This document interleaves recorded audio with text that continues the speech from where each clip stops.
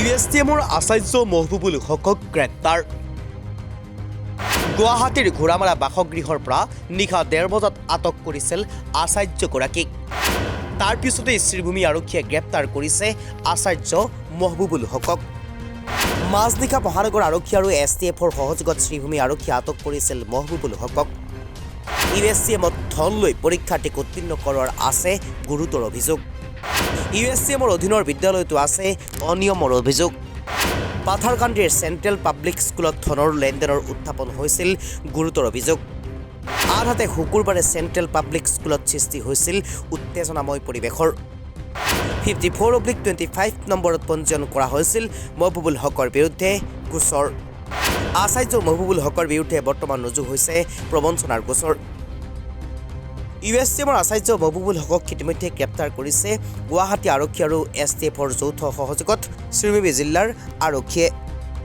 ইতিমধ্যে গুৱাহাটীৰ পৰা গ্ৰেপ্তাৰ কৰি পাথাৰকান্দিলৈ লৈ গৈছে তদন্তৰ খাতিৰত মহবুবুল হকক পাথাৰকান্দিৰ স্থিত চেণ্ট্ৰেল পাব্লিক স্কুলৰ স্বত্বাধিকাৰী আছিল মহবুবুল হক USTMৰ আচাৰ্য হোৱাৰ উপৰিও চেণ্ট্ৰেল পাব্লিক স্কুলৰ স্বত্বাধিকাৰীগৰাকীৰ আছে কেইবাটাও গুৰুতৰ অভিযোগ ধন লৈ পৰীক্ষাত পাছ কৰাই দিয়াৰ অভিযোগ উত্থাপন হৈছে চেণ্ট্ৰেল পাব্লিক স্কুলত শুকুৰবাৰে আছিল চেণ্ট্ৰেল পাব্লিক স্কুলত CBSEৰ পৰীক্ষা সেই সময়তেই একাংশ ছাত্ৰ ছাত্ৰীক ধন লৈ পৰীক্ষাত পাছ কৰাই দিয়াৰ উদ্দেশ্যে লৈ যোৱা হৈছিল সেই কেন্দ্ৰলৈ কিন্তু সেই সময়ত ছাত্ৰ ছাত্ৰীসকলক দিয়া কথা ৰাখিব নোৱাৰিলে কৰ্তৃপক্ষই যাৰ বাবে উত্তেজনাময় পৰিৱেশৰ সৃষ্টি হয় চেণ্ট্ৰেল পাব্লিক স্কুলত আৰু সেই অভিযোগতেই ইতিমধ্যে USTMৰ আচাৰ্য তথা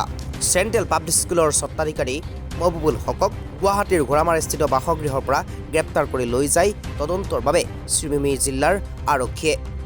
ইতিমধ্যে চেণ্ট্ৰেল পাব্লিক স্কুলৰ 4গৰাকীকৈ বিষয়াকো আটক কৰিছে সোধা পোছাৰ বাবে আৰক্ষীয়ে নিউজ ডেস্ক প্ৰতিদিন লাইভ